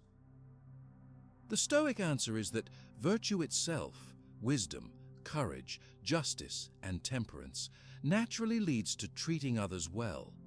You don't need the fear of judgment to be a good person. In fact, that fear often prevents authentic goodness by replacing integrity with people-pleasing. Another misconception is that practicing social indifference means never experiencing the discomfort of feeling judged. Even the most advanced Stoic practitioners still feel the sting of criticism sometimes. The difference is in how quickly they recognize this discomfort as based on a false belief that others' opinions determine their worth, and how effectively they return to their core values. Over time, the intensity and duration of this discomfort naturally diminish. It's worth noting that developing social indifference is particularly challenging in certain contexts. Systemic discrimination, workplace power dynamics, and abusive relationships can create situations where others' judgments have real consequences for your safety, livelihood, or well-being. The Stoics recognize that wisdom includes understanding context and making prudent choices within constraints. In some situations, strategic adaptation to others' expectations might be necessary while you work to change your circumstances. But even in these difficult contexts, internally maintaining the understanding that others' opinions don't define your worth creates a crucial psychological space, a core of dignity that external circumstances cannot touch. This inner freedom remains available even when external freedom is limited. The practice of social indifference also becomes easier when combined with the other Stoic techniques we've discussed. The dichotomy of control helps you recognize that others' thoughts are outside your influence. Negative visualization helps you prepare for possible criticism or rejection. Rational analysis of thoughts helps you identify and challenge the beliefs that make others' judgments seem threatening. Present moment awareness helps you notice when you're caught in anxiety about social evaluation. As you gradually develop this healthy indifference to judgment, you'll likely notice that your relationships become more authentic and satisfying. When you're not constantly managing others' impressions of you, you have more energy for genuine connection. You listen more attentively because you're not busy planning how to appear impressive. You express yourself more honestly because you're not filtering everything through the lens of potential judgment. You set healthier boundaries because you're not afraid that saying no will make people dislike you. Perhaps most surprisingly, you may find that people actually respond more positively to you as you become less concerned with their approval. There's something inherently attractive about someone who is comfortable in their own skin, guided by internal values rather than external validation. The freedom from approval seeking often manifests as a natural confidence that draws others to you, not because you're trying to impress them, but precisely because you're not. This freedom from seeking others' approval connects directly to another powerful Stoic practice for eliminating insecurity: amor fati, or love of fate. This concept takes the acceptance we've been discussing to an entirely new level. It's not just about being indifferent to others' judgments or accepting that things change. It's about actively embracing everything that happens to you, especially the difficult parts. Now, at first glance, this might sound completely unrealistic or even masochistic. Love your fate. Love the things that go wrong. Love the obstacles, challenges, and disappointments. That seems to go against our basic human instinct to avoid pain and seek pleasure. But the Stoics discovered something profound. There's an enormous difference between reluctantly accepting what happens and wholeheartedly embracing it as exactly what you need. The phrase amor fati was actually popularized by the philosopher Friedrich Nietzsche, who was deeply influenced by Stoic thinking. He described it as wanting nothing to be different, not forward, not backward, not in all eternity. But the concept runs throughout Stoic philosophy. Marcus Aurelius expressed it when he wrote, "Welcome with affection what is sent by fate." Don't ask, why is this happening to me? But instead, why is this happening for me? This shift from viewing obstacles as unfortunate accidents to seeing them as integral parts of your path is where the real power of this practice lies. When you fully embrace challenges rather than merely tolerating them, you transform your relationship with difficulty. Instead of wasting energy resisting what's already happening, you channel that energy into creative responses. Think about how much insecurity stems from resisting reality, from wishing things were different than they are. You get passed over for a promotion and think, this shouldn't have happened to me. You go through a breakup and think, if only they had acted differently. You face health challenges and think, why me? Each of these responses creates internal conflict between reality as it is and reality as you wish it were. This conflict is the breeding ground for insecurity. Amor fati offers a radical alternative. Instead of fighting against what has already occurred, you embrace it completely, not just as something to be tolerated, but as something vital to your story. The promotion rejection becomes an opportunity to reassess your career path. The breakup becomes a chance to learn about yourself and what you truly need in relationships. The health challenge becomes a teacher of patience, resilience, and what really matters in life. This doesn't mean pretending difficulties are pleasant when they're not. It means recognizing that the obstacles you face are part of your unique journey, neither random accidents to be lamented nor punishments to be endured, but necessary components of your development. As Marcus Aurelius put it, the impediment to action advances action. What stands in the way becomes the way. Let me share a personal example to make this concrete. A friend of mine lost his job during an economic downturn after 15 years with the same company. Initially, he was devastated. His identity was deeply tied to his role, and he felt rejected, insecure, and afraid about the future. For several months, he remained stuck in resistance, constantly thinking, "This shouldn't have happened to me. It's unfair." I did everything right. But gradually, he began to practice something like amor fati. Instead of fighting against his new reality, he started asking what opportunities it might present. The job loss forced him to reassess what he really wanted from his career, something he hadn't done in years. It created space for him to develop new skills he'd been putting off. It led him to connect with new professional networks. Eventually, he found a position that aligned much better with his values and strengths, something that likely wouldn't have happened without the initial catastrophe of job loss. The key insight was that his suffering came not primarily from the job loss itself, but from his resistance to it. The circumstances were challenging either way, but embracing them rather than fighting against them transformed his experience from one of victimhood to one of agency and growth. This is what amor fati offers, not freedom from difficulty, but freedom from the added suffering that comes from wishing difficulty away.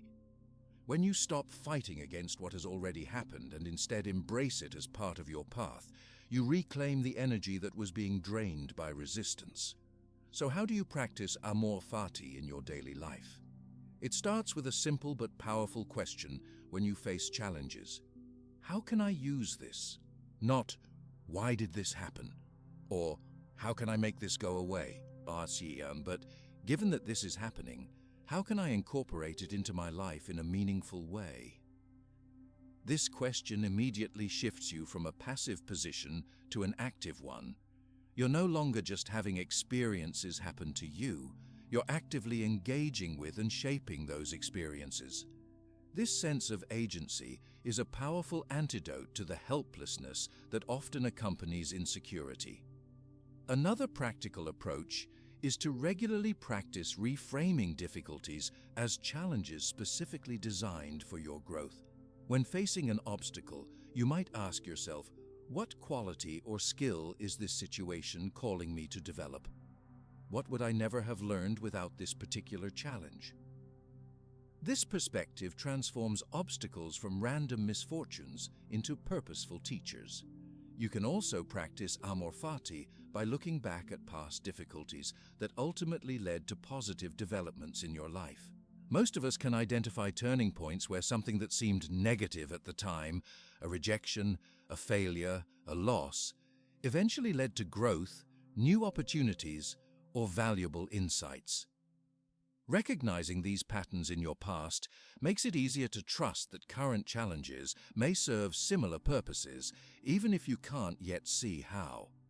The Stoics also recommended specific visualizations to strengthen this mindset. You might take a few minutes each morning to imagine potential challenges in your day and practice mentally embracing them as valuable parts of your journey.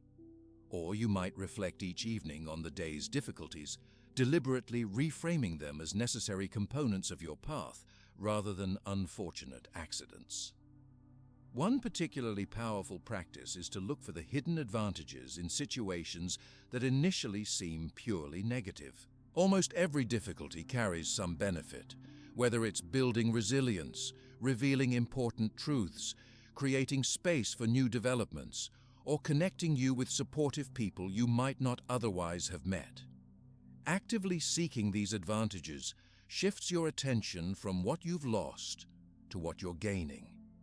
It's important to clarify what amor fati is not. It's not passive resignation where you simply give up and let life happen to you. Quite the opposite. It's active engagement with life exactly as it unfolds. It's not toxic positivity where you deny the reality of pain or struggle. It's acknowledging difficulties fully while choosing to work with them rather than against them. And it's not about never trying to change your circumstances. The Stoics were quite practical about taking appropriate action. They simply recognized that action is most effective when it starts from acceptance of current reality rather than resistance to it. Consider how this approach transforms common sources of insecurity. Fear of failure becomes less threatening when you view potential failures as valuable learning experiences rather than disasters to be avoided at all costs. Social rejection loses much of its sting when you see it as directing you toward authentic connections rather than a judgment of your worth. Health concerns, while still serious, become challenges to navigate wisely rather than cruel cosmic jokes. Financial setbacks become opportunities to reassess priorities and develop resourcefulness rather than shameful personal failures. The psychological benefits of practicing amor fati are substantial and well documented. Research in positive psychology has found that people who can find meaning in difficult experiences show greater resilience, less depression and anxiety, and more post-traumatic growth following adversity. Studies on benefit finding, the ability to identify positive aspects of challenging situations, show that this skill correlates with better psychological and physical health outcomes across various types of adversity.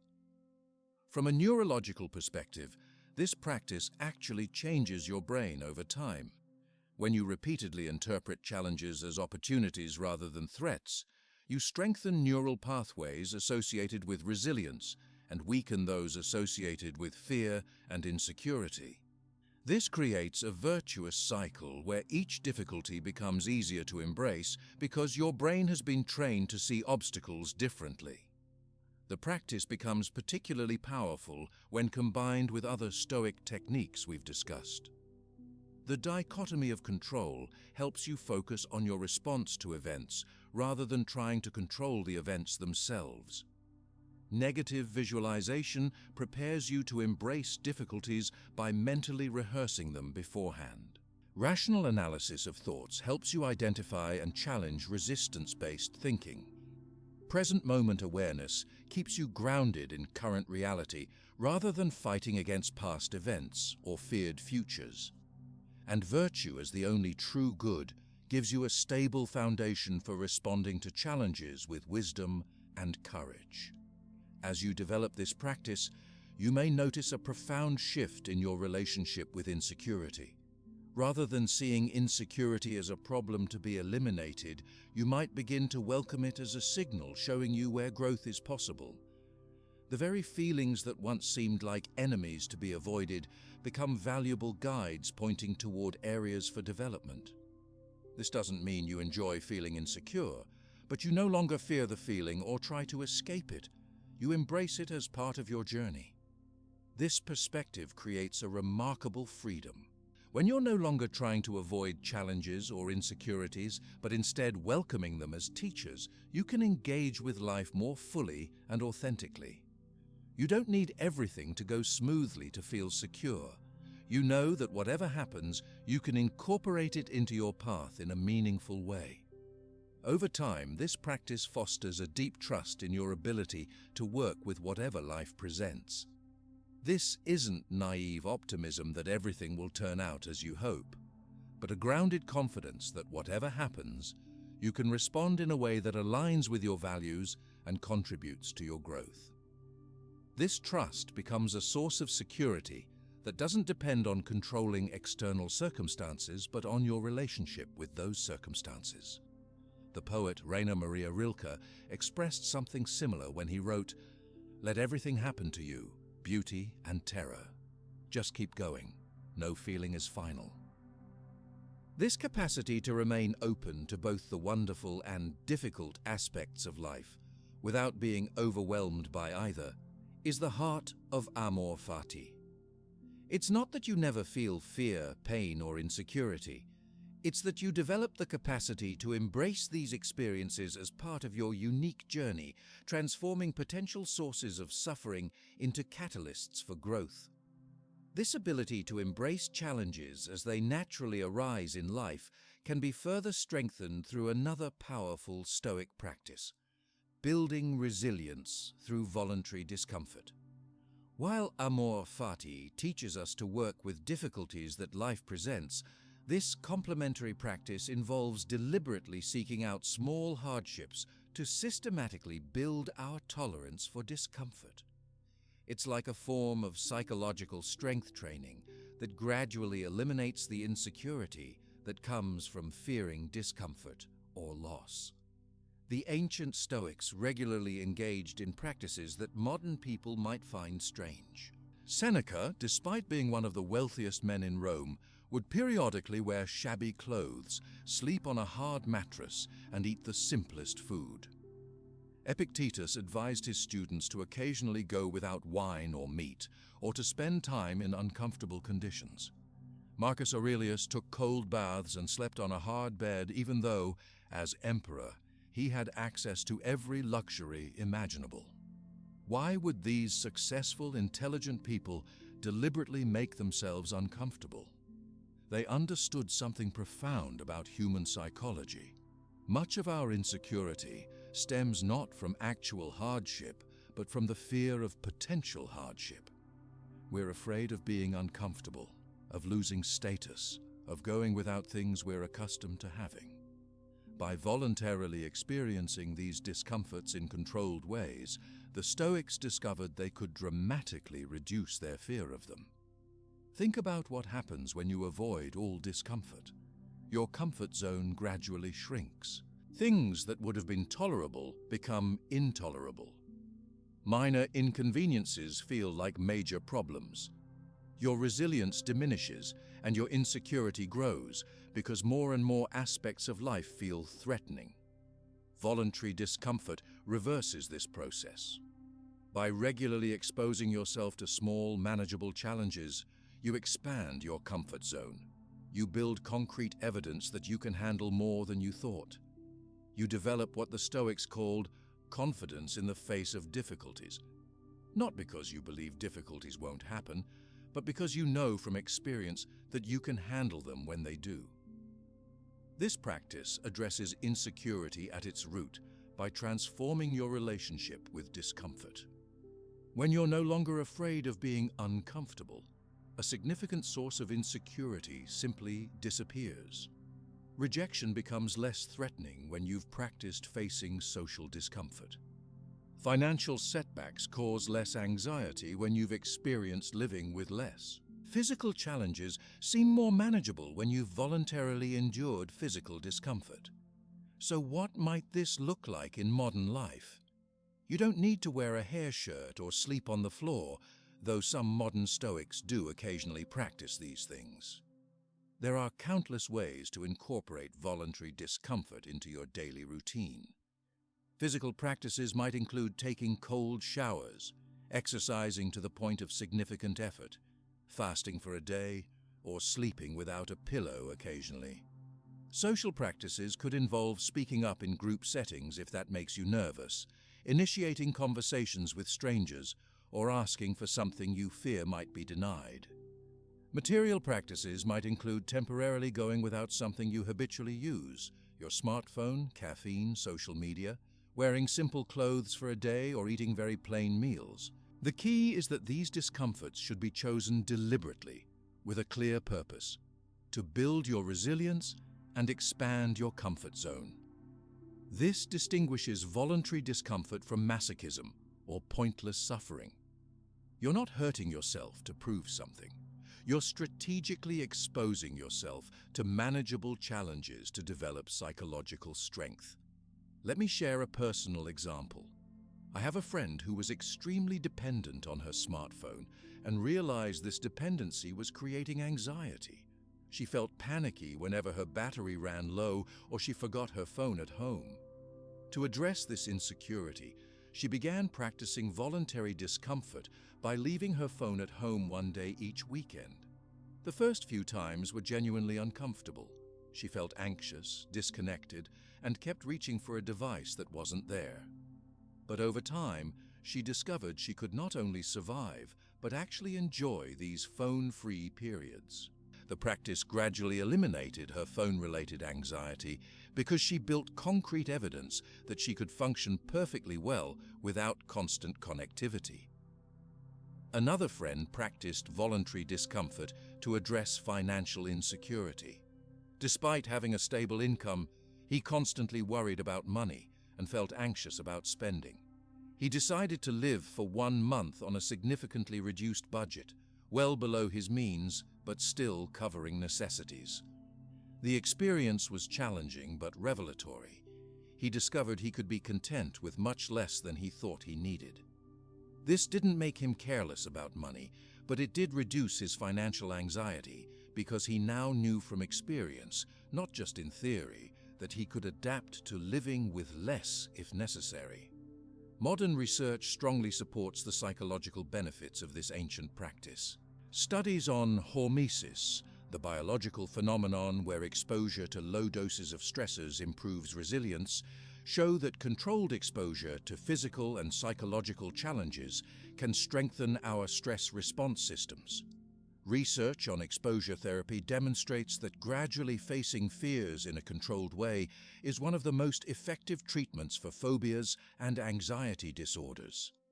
And studies on post-traumatic growth indicate that people who have successfully navigated difficult experiences often develop greater confidence in their ability to handle future challenges.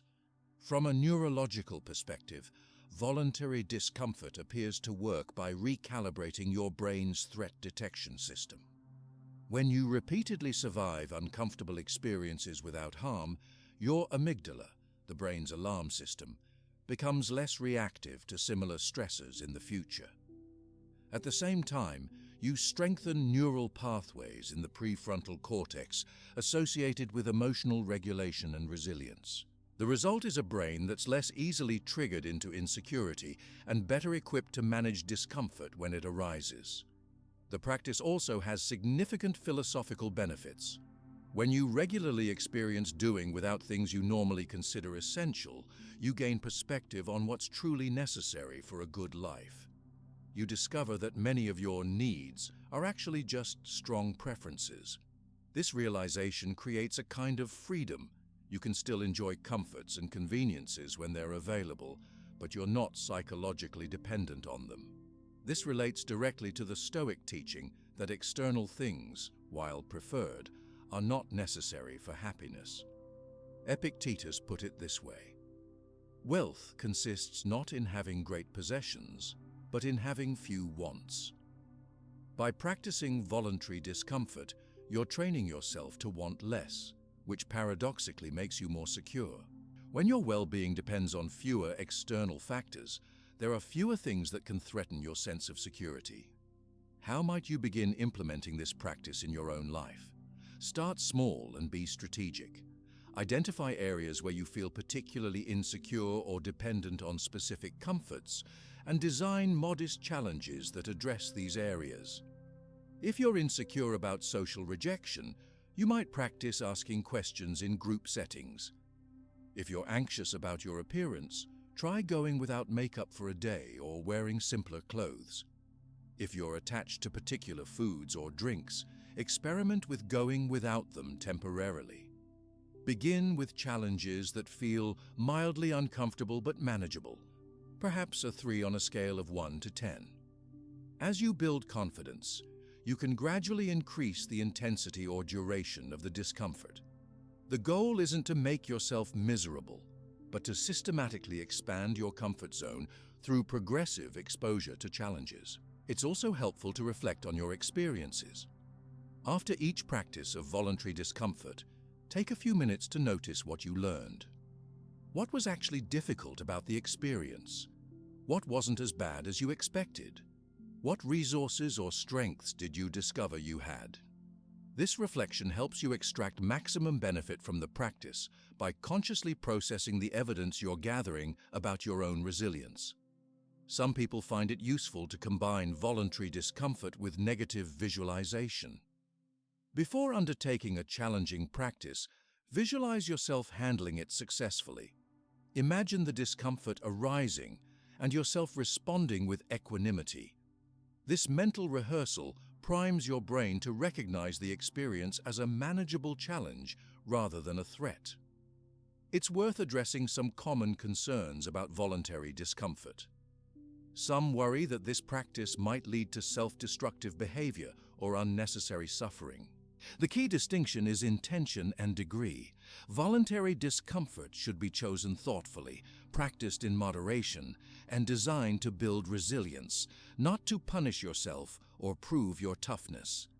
If you find yourself drawn to extreme forms of discomfort or practicing with self-punishing intent, that's a sign to reassess your approach. Others wonder if they should practice voluntary discomfort during particularly difficult life periods. The Stoics would likely advise adjusting the intensity of the practice to match your current capacity. During especially challenging times, very mild forms of voluntary discomfort might be appropriate, or you might focus on working with the difficulties already present rather than adding new ones. The practice should build resilience, not overwhelm your coping resources. Some people also question whether voluntary discomfort is compatible with self-care and kindness toward oneself. In the Stoic view, true self-care involves developing the qualities that lead to flourishing, which sometimes requires challenging yourself. There's no contradiction between treating yourself with compassion and deliberately practicing discomfort that builds your strength. In fact, the resilience you develop through voluntary discomfort is itself a form of self-care, as it prepares you to handle life's inevitable challenges with greater equanimity. As you incorporate this practice into your life, you'll likely notice several changes. First, your fear of discomfort will gradually diminish. Things that once seemed intimidating become merely inconvenient. Second, your confidence in your adaptability will grow. You'll develop trust in your ability to handle whatever comes your way. Third, your appreciation for everyday comforts will increase. When you periodically go without things, you enjoy them more deeply when you have them again. Perhaps most importantly, you'll experience a profound shift in your relationship with insecurity. Rather than organizing your life around avoiding discomfort and protecting yourself from potential hardships, you'll develop the freedom that comes from knowing you can handle discomfort when it arises. This doesn't mean seeking out suffering for its own sake, but it does mean no longer being controlled by the fear of it. This psychological freedom is the true aim of voluntary discomfort. The Stoics recognize that much of human suffering comes not from discomfort itself, but from our desperate attempts to avoid it. When you no longer need to run from discomfort, you can make choices based on your values rather than your fears. You can take worthwhile risks, speak difficult truths, and pursue meaningful goals even when the path involves challenges. In essence, you become less vulnerable to the form of insecurity that stems from fearing what might happen and more capable of engaging fully with life as it actually unfolds.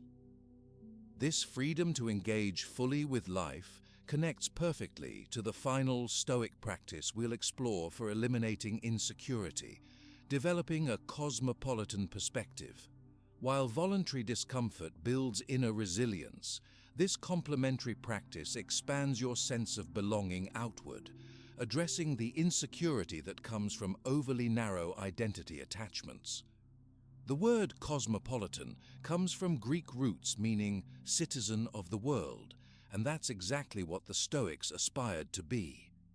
They recognize that much of human insecurity stems from defining ourselves primarily through narrow group memberships, our nationality, ethnicity, social class, religion, political affiliation, or professional identity. When we derive our sense of security primarily from belonging to particular groups, we become vulnerable to anything that threatens those group identities or our standing within them. Marcus Aurelius expressed the cosmopolitan perspective when he wrote, "My city and country, so far as I am Antoninus, is Rome, but so far as I am a human being, it is the world." This wasn't just lofty philosophy, it was a practical approach to reducing insecurity by expanding one's circle of concern and identification beyond limiting boundaries. Think about how much anxiety comes from fear of social rejection or not belonging. When your sense of security depends on acceptance by a specific group, whether it's your professional peers, social circle, or cultural community, you live with the constant threat of exclusion.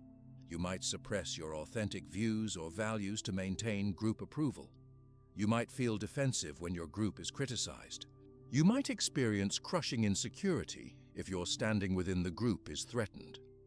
The Stoic alternative expands your sense of belonging to include all of humanity.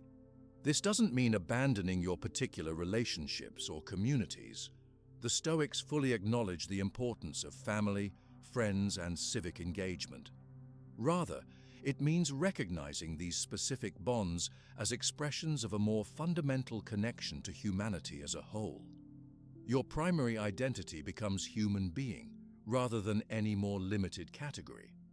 This perspective creates a more stable sense of belonging that isn't threatened by particular social rejections or changes in group membership. If you're passed over for membership in a certain club or organization, it doesn't threaten your fundamental identity as a human being connected to all other humans. If you move to a new city or country, you don't experience a total identity disruption because your primary identification transcends geographic boundaries. If your professional role changes, you maintain continuity of identity because your work is just one expression of your humanity, not its foundation. The cosmopolitan perspective also helps us recognize our shared human experiences beneath surface differences. As Seneca put it, we are waves of the same sea, leaves of the same tree, flowers of the same garden. When you genuinely internalize this understanding, you realize that the person who seems most different from you, whether through culture, politics, socioeconomic status, or any other category, shares fundamental human experiences with you. The desire for happiness, fear of suffering, love for their children, hope for security, the experience of bodily needs, and the capacity for virtue. This recognition doesn't erase real differences or conflicts, but it does create a foundation of common humanity that reduces the fear and defensiveness we often bring to encounters with those who seem other. This, in turn, reduces the social insecurity that comes from navigating differences and potential conflicts. How might you begin developing this perspective in practical ways? One approach is to actively seek connections with people outside your usual social circles. This doesn't require dramatic life changes. It might be as simple as having lunch with colleagues from different departments, attending community events in neighborhoods different from your own, or engaging respectfully with people whose views differ from yours. Another practice involves noticing your automatic categorizations of others and deliberately expanding your perception to include their full humanity. When you catch yourself thinking of someone primarily as a conservative, liberal, immigrant, executive, or any other limited category, pause and remind yourself that this person is first and foremost a human being with the same fundamental needs and capacities as you, regardless of their other identities. The Stoics also recommended regularly reflecting on your connections to the broader human community. Marcus Aurelius would remind himself each morning that he was going out to work with other human beings who, like him, were simply trying to live well according to their understanding. This perspective helped him approach others with patience and understanding rather than judgment or defensiveness. You can practice this same reflection in your daily interactions. Before entering a meeting, a social gathering, or even a potentially contentious conversation, take a moment to remind yourself of your shared humanity with everyone you'll encounter. This simple mental reset can significantly reduce social anxiety and defensive reactions. Reading widely about different cultures, historical periods, and life experiences also helps develop a cosmopolitan perspective.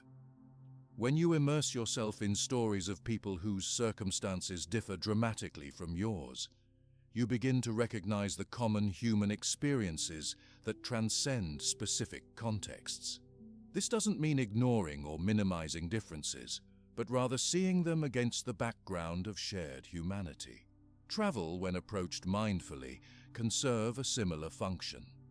The Stoics valued travel not as tourism or escape, but as an opportunity to experience different ways of living and to recognize that human flourishing can take many forms. Even if extensive travel isn't possible for you, seeking out diverse experiences within your own community can broaden your perspective in similar ways. Service to others, particularly those outside your immediate social circle, is another powerful way to develop this perspective. When you work alongside people from different backgrounds toward shared goals, artificial boundaries often dissolve, revealing your common humanity. This doesn't require grand gestures. Even small acts of service in your community can gradually expand your sense of connection. The psychological benefits of developing a cosmopolitan perspective are substantial and well documented. Research has found that people with more inclusive social identities typically experience less anxiety in diverse social situations, show greater resilience to social rejection, and report higher levels of overall well-being. Studies on common in-group identity, where people recategorize others as part of a shared superordinate group, show that this perspective reduces intergroup bias and anxiety. From a neurological standpoint, practices that expand your circle of concern appear to reduce activity in brain regions associated with threat detection when encountering people from outgroups. At the same time, these practices increase activity in regions associated with empathy and perspective-taking. The result is a brain that's less easily triggered into us versus them thinking and the insecurity that comes with it. One particularly valuable aspect of the cosmopolitan perspective is how it transforms your experience of social rejection. When your sense of belonging is based solely on acceptance by specific groups, rejection can feel catastrophic, like losing your place in the world. But when you recognize your fundamental connection to humanity as a whole, particular rejections become less threatening. You can acknowledge the pain of a specific exclusion while maintaining your sense of broader belonging. This doesn't mean you never feel hurt by rejection or conflict. The Stoics weren't advocating emotional suppression or detachment from particular relationships. Rather, they recognized that having a more expansive foundation for belonging creates resilience when specific relationships or group memberships change, as they inevitably do throughout life. Consider how this applies to professional insecurity. Many people derive their primary sense of identity and worth from their work role or professional community. While finding meaning in work is valuable, this narrow identification creates vulnerability to changes in your professional status.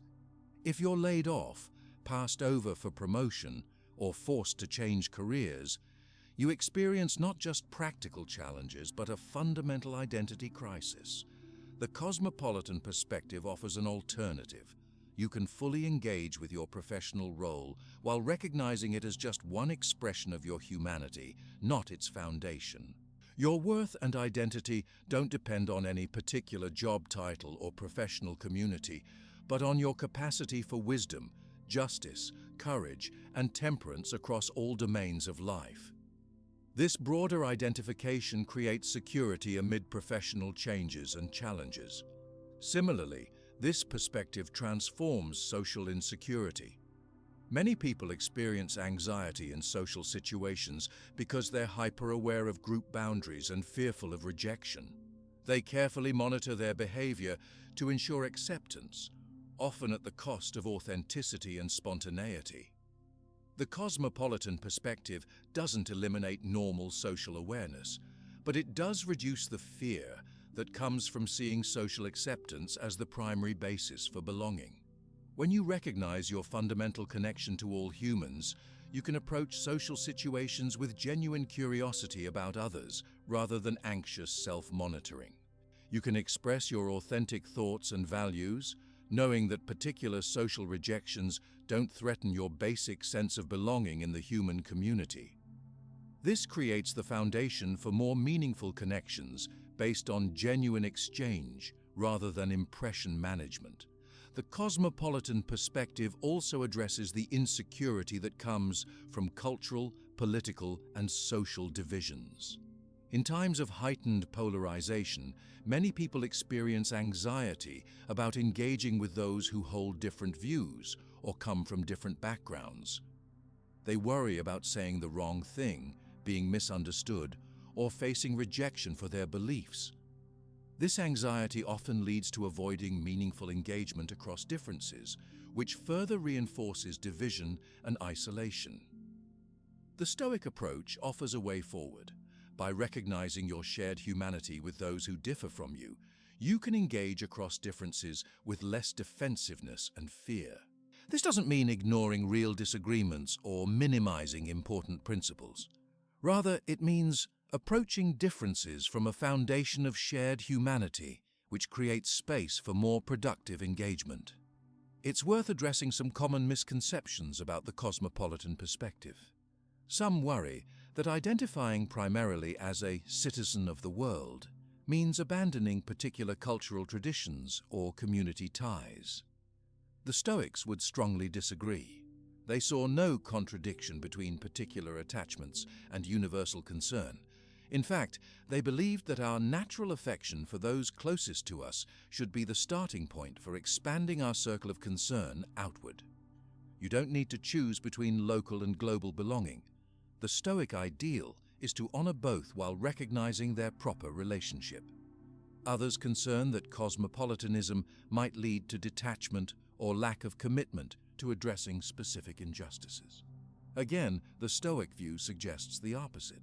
When you genuinely recognize your connection to all of humanity, you become more motivated to address suffering and injustice wherever they occur, not less. The cosmopolitan perspective doesn't dilute moral concern, but expands its scope. As you incorporate this practice into your life, you'll likely notice several changes. First, social situations become less threatening as your sense of belonging becomes less dependent on any particular group's approval. Second, encounters with difference become opportunities for growth rather than sources of anxiety. Third, your capacity for meaningful connection expands as you approach others with genuine curiosity rather than defensive comparison. Most importantly, you'll experience a profound shift in your sense of belonging in the world. Rather than deriving security from membership in exclusive groups or conformity to particular identities, you'll find a more stable foundation in your participation in the human community. This doesn't mean perfect freedom from social insecurity. We're social creatures, wired to care about our standing in particular groups. But it does create a broader context for those specific concerns, one that can hold them without being defined by them. The cosmopolitan perspective reminds us that despite our many differences, we share the fundamental experience of being human. We all know joy and suffering, success and failure, love and loss. We all struggle with our limitations while aspiring to something better. We all seek meaning and connection. When you truly internalize this understanding, many of the barriers that create insecurity begin to dissolve, replaced by a more expansive sense of belonging that no particular rejection or exclusion can threaten.